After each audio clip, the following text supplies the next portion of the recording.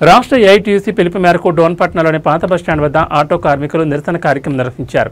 డోన్ నియోజకవర్గ AITUC auto union అధ్యక్షుడు వెంకటేష్ గౌడ్ అధ్యక్షతన జరిగిన ఈ కార్యక్రమంలో జిల్లా ఏఐటీయూసీ కార్యదర్శి సుంకయ్య మరియు జిల్లా ఆటో వర్కర్స్ యూనియన్ అధ్యక్షుడు అన్వర్ ముఖ్య అతిథులుగా పాల్గొన్నారు. మహిళలకు ఉచిత బస్సు ప్రయాణం కల్పించినప్పటి నుండి ఆటో కార్మికుల ఆదాయం గణనీయంగా పడిపోయిందని నాయకులు ఆవేదన వ్యక్తం చేశారు. దీంతో కుటుంబ పోషణ కష్టంగా మారిందని తెలిపారు. ఈ సమస్యను పరిష్కరించాలని కోరుతూ కూటమి ప్రభుత్వానికి పలు డిమాండ్లు చేశారు. ఆటో యూనియన్ ఆధ్వర్యంలో పిలుపు ఇవ్వడం జరిగింది. ప్రధానంగా ఆటో కార్మికులు ఎదుర్కొంటున్నటువంటి సమస్యలు ఇది రాష్ట్ర వ్యాప్తంగా కూడా ఈ చంద్రబాబు నాయుడు ప్రభుత్వం వచ్చినాకనే అనేక మార్లు రాష్ట్ర ప్రభుత్వం దృష్టికి తీసుకొని పోవడం జరిగింది.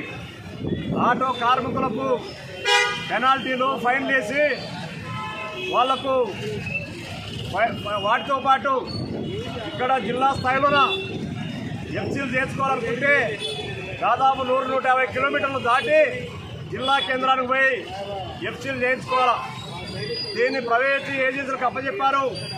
మరి దాదాపు ఒక ఆటో కార్మికుడు ఎఫ్సీ చేయించుకోవాలనుకుంటే 150 కిలోమీటర్లు పోయి ఎఫ్సీ చేయించుకోవాలనుకుంటే డీజిల్ పెట్రోల్ ధరలు పెరిగిపోయి మరి దాదాపు ఒక ఆటో కార్మికుడు అక్కడ ఎఫ్సీకి అయినటువంటి ఖర్చులతో పాటు ట్రాన్స్పోర్ట్ రంగం ఛార్జీలు కూడా అదనంగా అవుతుంది, సౌకర్యంగా ఉండదు. దాన్ని కూడా లోకల్గా ఉన్నటువంటి బ్రేక్ ఇన్స్పెక్టర్లే చేయాలని చెప్పేసి ఈ సందర్భంగా డిమాండ్ చేస్తా ఉన్నాం. మరి ఫైన్లో వేసినటువంటి జీవో నెంబర్ 2131ని తక్షణమే రద్దు చేయాలని చెప్పేసి డిమాండ్ చేస్తా ఉన్నాం. ఇటీవలే రాష్ట్ర ప్రభుత్వం మహిళలకు ఉచిత బస్సు సౌకర్యాన్ని కల్పించింది. మాకేమో అది అభ్యంతరం లేదు. దానికన్నా ముందు ఆటో కార్మిక సంఘ నాయకులతో ఇది పూర్తిగా ఉపాధి పోతా ఉంది. ఆటో కార్మికులను ఆదుకోవడానికి ముందు మీరు చర్యలు తీసుకొని ఉచిత బస్సు ఏర్పాటు చేస్తే మాకు ఎలాంటి అభ్యంతరం లేదని చెప్పేసి ఏఐటీసీ ఆటో వర్కర్స్ యూనియన్ నుంచి అడిగాం. అయితే ఇవన్నీ చర్చించకుండా ఆటో కార్మికులు ఆదుకోకుండా కనీసం మాట కూడా చర్చించకుండా ఈరోజు ఉచిత బస్సు వేశారు.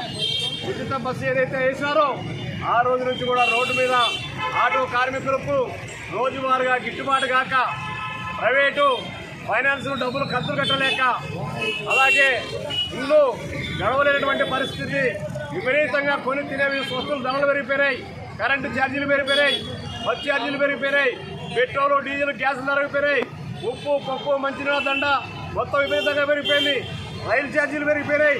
ఈ విధంగా ఛార్జీలన్నీ పెంచేసి ఇప్పుడు మరి తిరిగా వీళ్ళకు ఉపాధి లేకుండా ఉచిత బస్సు చేశారు. అందుకోసమనే ఏఐటీసీగా ఆటో యూనియన్గా డిమాండ్ చేస్తా ఉన్నాం.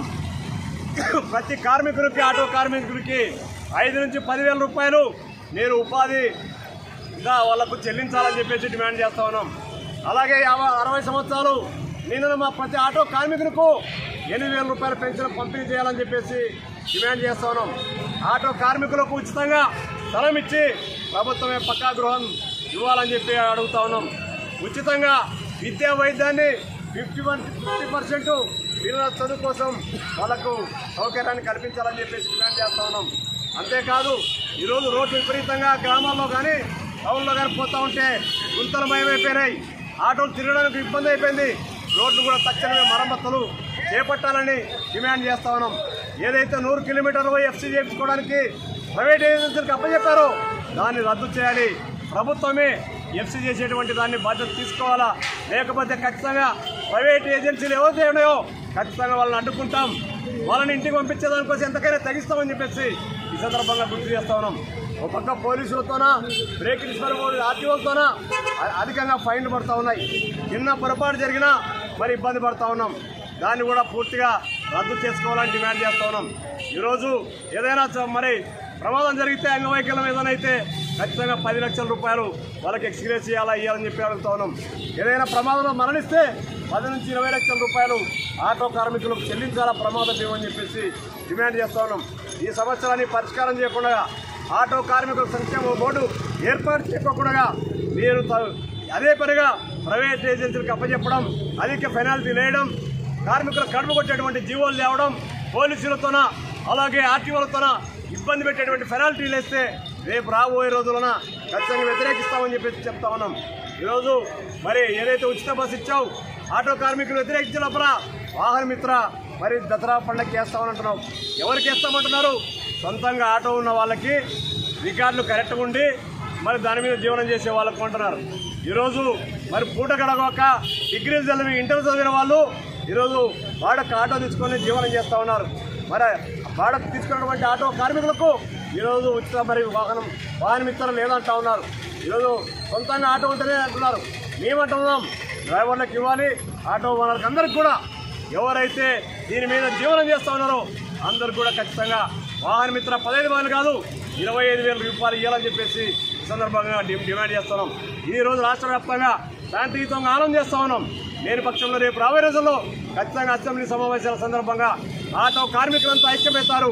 ఈ డిమాండ్ ఆటో కార్మిక సమస్యలు పరిష్కారం చేయకపోతే ఈ రాష్ట్ర ప్రభుత్వాన్ని ఎండగట్టడం కోసం మరి ఎమ్మెల్యేల ఇంటి దగ్గరకు ఈ ప్రభుత్వ సీఎం క్యాంప్ కార్యాలయం దగ్గర కూడా కదిలి రావాల్సి వస్తుందని చెప్పేసి సందర్భంగా రాష్ట్ర ప్రభుత్వాన్ని హెచ్చరిస్తూ మరి ఇక్కడ ఉన్నటువంటి అధికారులు కూడా పోలీసు అధికారులు, అలాగే ట్రాఫిక్ అధికారులు, అలాగే ఆర్టీఓలు, బ్రేక్ ఇన్స్పెక్టర్లు కూడా ఆటో కార్మికులను దృష్టిలో ఉంచుకొని సహకరించాలని చెప్పి సందర్భంగా విజ్ఞప్తి చేస్తూ ఈ కార్యక్రమంలో పాల్గొన్నటువంటి ఏఐటీసీ మరి అధ్యక్షులు అన్వర్ గారికి, auto union president Venkatesh Goud గారికి, అలాగే ఆటో కార్మిక మిత్రులందరికీ కూడా ఏఐటీసీ జిల్లా సంబంధించి విప్రాణాలు తెలియజేస్తూ ముగిస్తున్నా. Thank you.